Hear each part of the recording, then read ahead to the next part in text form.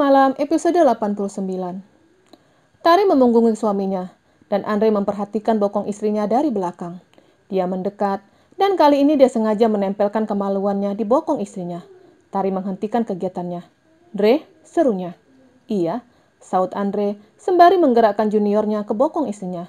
"Sekali lagi kamu bergerak, aku cincang menaramu," seru Tari dengan intonasi tinggi. "Menara? Sebutan yang pas, memang punya aku seperti menara," ujarnya masih menggosokkan juniornya ke bokong istrinya. "Andre, cukup!" seru Tari ingin berbalik. Tapi Andre menahannya dan membiarkan istrinya tetap membelakanginya. "Menaraku gatal," bisiknya tepat di belakang leher Tari, sehingga membuat bulu kuduknya merinding. "Gatal digaruk, bukan digosok," gerutu Tari kesal. "Apa kamu menggaruk menaraku?" bisiknya lagi dan membuat Tari merinding. "Aku tidak mau," serunya kesal. "Ya sudah, biarkan aku melakukan apa yang aku mau. Kamu tidak mau aku gauli, jadi biarkan aku melakukan seperti ini.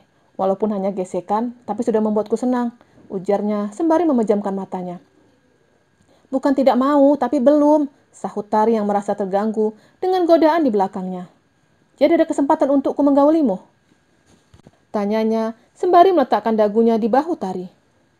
"Iya, tapi nanti setelah kamu mencintaiku dan aku mencintaimu," sahut Tari. "Tapi seperti ini caraku untuk kamu bisa mencintaiku," ujar Andre sembari memeluk istrinya dari belakang. "Ini bukan cinta, tapi nafsu. Aku tidak mau itu," sahut Tari dan melepaskan tangan suaminya dari pinggangnya. Andre membalikkan badan istrinya, tepat di depannya. Jarak mereka cukup dekat. Tari dapat mendengar detak jantung suaminya. Begitupun sebaliknya. "Aku sudah cukup tua menikah, jadi aku harap jangan menunda, karena aku ingin segera memiliki keturunan," ujar Andre sembari mengucup bibir istrinya dengan lembut. Iya, nanti ya," Tari mendorong tubuh suaminya. Andre tersenyum. Dia menutup koper yang ada di atas tempat tidur dan membawa kopernya dan koper Tari keluar kamar. Di dalam kamar, Tari kembali memegang detak jantungnya. Andre benar-benar perayu yang ulung. "Tak sia-sia virus Nathan menulariku," gumam Andre. Ketika semua telah siap, kedua pasangan itu pamit kepada Ibu Siska. Wanita parubaya itu memeluk Nathan dengan erat, kemudian beralih ke Putri, lalu memeluk Tari. "Jaga Andre ya, dan jangan lupa sering kunjungi Mama," ujar wanita parubaya itu sedih. "Iya, Ma," sahut Tari yang ikut sedih.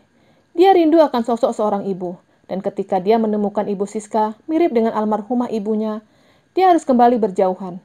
Tapi semua itu dilakukan untuk berbakti kepada suaminya. Ibu Siska memeluk anak sematawayangnya. "Mama sedih, harus berpisah kembali dengan kamu. Tapi Mama senang, ada yang merawat kamu," ujar Ibu Siska masih memeluk anaknya. "Mama ikut dengan kami ya," ajak Andre. "Mama tidak bisa, Andre. Kalaupun Mama ke sana, pasti tidak bisa lama. Kamu tahu sendiri kalau Mama punya penyakit asma," jelas mamanya. "Iya, Ma, aku tahu," saut Andre sembari mengelus punggung mamanya. "Kalau Tari sudah hamil, sering-sering datang ke sini ya. Dan nanti kalau melahirkan di sini," ujar Ibu Siska. Andre melirik ke arah istrinya, sembari mengedipkan salah satu matanya. Dan itu diperhatikan Putri dan Nathan. "Kenapa si Andre sekarang semakin genit?" tanya Putri dengan cara berbisik. "Genit dengan istri sendiri tidak apa, daripada genit dengan istri orang," saut Nathan pelan. Kedua pasangan itu masuk ke dalam mobil. Nathan dan Putri duduk di baris kedua. Sedangkan Andre seperti biasa, duduk di belakang kemudi. Dan Tari berada di sampingnya. Mobil melaju dengan kecepatan sedang. "Tari," ujar Nathan. "Iya," Tari menoleh ke belakang. "Apa Putri fobia dengan rumah sakit?" tanya Nathan. Tari melirik ke arah saudarinya. "Iya, dia memang takut pergi ke rumah sakit." "Takut dengan fobia itu sesuatu yang berbeda," Nathan menoleh ke arah istrinya. "Sama, aku takut dengan rumah sakit. Dari jarum suntiknya sampai bangunannya, aku juga takut," jelas Putri bergidik. "Kenapa kamu takut dengan rumah sakit?" tanya Andre sembari tetap menyetir. "Kejadian itu sudah lama. Dulu aku pernah demam tinggi. Perawat tidak bisa mencari vena yang ada di punggung tanganku. Jadi untuk mencari itu, punggungku ditusuk-tusuk mereka dengan jarum," jelas Putri sembari menunjuk pergelangan tangannya. "Apa kamu tahu rumah sakit mana dan siapa nama perawat dan dokternya?" Nathan bertanya dengan cukup serius. "Memangnya kenapa?" tanya Putri balik. "Dia akan memberi pelajaran kepada dokter dan perawat itu," timpal Andre. Jawaban Andre membuat Putri nyengir. Menurutnya, itu hanya akal-akalan Andre saja untuk menyanjung Nathan di depannya. Tapi mengingat semua rahasia Nathan ada di tangan Andre, dia semakin yakin jika suaminya benar-benar peduli padanya. Sudahlah, tidak usah dibahas lagi. Aku tidak apa-apa, aku sehat, sahut Putri agar tidak dibawa ke rumah sakit. Bukan kamu yang memberi perintah di sini, sahut Nathan. Nathan, aku benar-benar sehat, tidak muntah, dan tidak Tiba-tiba, Putri merasa mual. Dia memukul Nathan, dan tangan satunya menutupi mulutnya. Ada apa? Nathan bingung. Tari menoleh ke belakang, dan dia tahu jika saudarinya mau muntah. Andre, pinggirkan mobilnya, ujar Tari. Kenapa? Tanya Andre sembari tetap fokus menyetir. Putri mau muntah, sahut Tari, masih memperhatikan saudarinya yang sedang menahan agar tidak muntah di dalam mobil. Tapi belum sempat Andre memberhentikan mobil, Putri telah muntah di dalam mobil dan mengenai lengan baju Nathan. Aih, Nathan terlihat jijik. Katanya sehat, tapi ini apa? Kerutunya. Kamu sih, sahut Putri sembari menyandarkan kepalanya di sandaran kursi. Kenapa aku? Nathan bingung. Tari mengambil minyak kayu putih dan menyerahkan ke Nathan. Untuk apa ini? Tanyanya bingung. Olesi bawah hidung Putri dengan minyak kayu putih. Itu dapat mengurangi rasa mual. Jelas Tari. Nathan mengikuti perintah Tari dengan mengolesi minyak di bawah hidung istrinya. Tapi Putri mencubit lengan suaminya. Jangan banyak-banyak, pedas tahu, kerutunya. Ya maaf, sahutnya. Mobil kembali melaju. Tapi aroma dari muntahan itu membuat Putri kembali muntah di mobil. Kamu bilang minyak ini dapat mengurangi rasa mual. Tapi nyatanya dia masih muntah, protes Nathan. Mungkin istrimu tidak bisa pakai minyak kayu putih, timpal Andre yang membela istrinya. Lalu pakai minyak apa? Tanya Nathan sembari memijat tengkuk istrinya. Pakai minyak rem, gurau Andre. Nggak lucu, gerutu Nathan. Berhenti di tempat pencucian mobil, titah Nathan. Ketika ada pencucian mobil, Andre membelokkan mobil ke tempat itu. Mereka harus menunggu beberapa menit di tempat pencucian itu. Dan Nathan tidak menyiapkan kesempatan itu untuk mengganti pakaiannya dengan yang bersih. Setelah itu dia bergabung dengan istri dan iparnya. Pakaian yang kena muntah mana? Tanya Putri yang tidak melihat di tangan suaminya membawa sesuatu.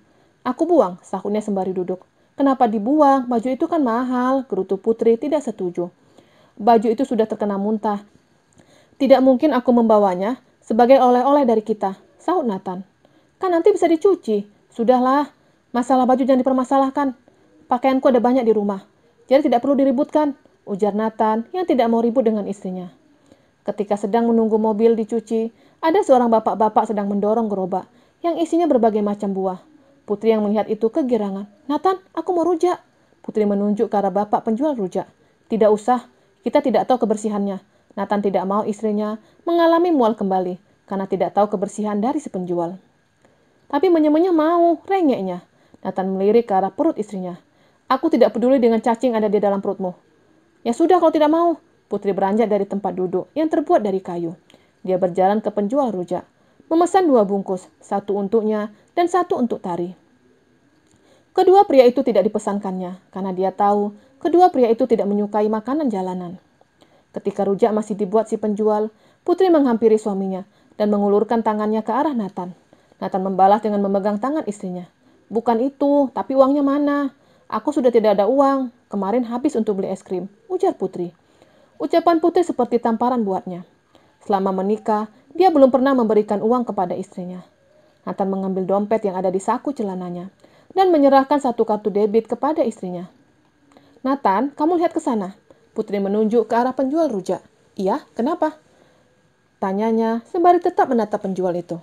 Apa kamu dapat melihat di mana tempat menggesek kartu ini? Ujar Putri sembari menunjuk kartu yang dipegangnya. Mana aku tahu, sahut Nathan balik. Dasar orang kaya. Bapak itu hanya penjual keliling, bukan mall. Jadi jangan ngawur deh. Memangnya bisa digesek di gigi? Gerutu Putri sembari menatap kartu yang berkilau. Aku tidak punya uang tunai. Itu untukmu, ujar Nathan. Untukku? Kamu pikir aku makan kartu? Protes Putri. Nathan menggelengkan kepalanya. Aku tidak pernah memberikan uang kepadamu, dan mulai sekarang, kartu itu untukmu. Dengan kartu itu, kamu bisa membeli semua yang kamu inginkan. Jelas Nathan. Termasuk rumah? Tanya Putri. Nathan menganggukkan kepalanya. Putri bukan menyimpan kartu itu, tapi malah mengembalikan kartu itu kepada pemiliknya. Aku tidak mau, ujar Putri. Kenapa? Kamu kan istriku, ujar Nathan bingung. Mendengar kata istriku membuat Putri senang, tapi bukan Putri jika tidak menjahili suaminya. Kenapa baru sekarang kamu kepikiran memberi uang kepadaku? Gerutunya. Ya, aku baru dapat hidayah sekarang, sahut Nathan apa adanya. Terima kasih Hidayah, kamu datang tidak dalam waktu yang tepat, teriak Putri sembari mengangkat kedua tangannya seperti orang berdoa. Andre dan Tari yang duduk di sisi lain melihat itu. "Kenapa kamu teriak?" Nathan merapatkan giginya, sembari melirik ke arah semua orang yang sedang menatap ke arah mereka. "Aku tidak mau kartumu, yang aku butuhkan hanya uang tunai," jelas Putri. "Aku tidak punya uang tunai." Nathan menunjukkan isi dompetnya. Dan Putri dapat melihat ada uang berwarna biru 1 lembar di dalam dompet suaminya. "Itu ada," tunjuk Putri ke arah dompet suaminya. "Ini," Nathan mengeluarkan uang 50.000 ke arah istrinya. Dan Putri menganggukkan kepalanya. "Memangnya cukup?" "Cukup? Malah masih banyak sisanya." Putri mengambil uang 50.000 itu dan meletakkan kartu itu di atas paha suaminya. Dia berjalan ke penjual dan membayar rujak yang dibelinya. Dia menyerahkan 1 bungkus rujak ke Tari, lalu berjalan mendekati suaminya. "Ini," Putri menyerahkan uang kembalian yang berjumlah 34.000. Nathan menatap uang yang diberikan istrinya dengan tatapan heran. "Masih laku uang ini?" tanyanya ketika melihat uang koin bernilai 100 rupiah. "Masih lah," saut Putri sembari membuka bungkus rujak. "Seumur-umur, baru ini aku menyimpan uang koin," ujar Nathan yang aneh. "Ini seperti bukan uang sungguhan," ujarnya masih menatap beberapa koin. "Jadi, selama ini, bayar parkir pakai uang berapaan?" Putri penasaran. Nathan mengeluarkan sebuah kartu dari dalam dompetnya. "Semua pakai kartu?" tanya Putri dengan membulatkan matanya. Nathan menganggukkan kepalanya. "Jika kamu tersesat di tengah hutan dan kebelet buang air, dan di sana ada WC umum, bagaimana cara kamu membayarnya?" tanya Putri. "Apa tidak ada pertanyaan lain?" Nathan jijik. "Sudah, jawab saja. Kamu hanya harus membayar WC umum dengan uang tunai, sedangkan kamu tidak punya uang tunai. Bagaimana cara kamu membayar?" tanya Putri lagi. Nathan mengerutkan dahinya sembari berpikir. "Aku bawa pulang," sahut Nathan. "Apanya?" Putri penasaran. "Kotorannya," sahutnya sembari tertawa. Bersambung.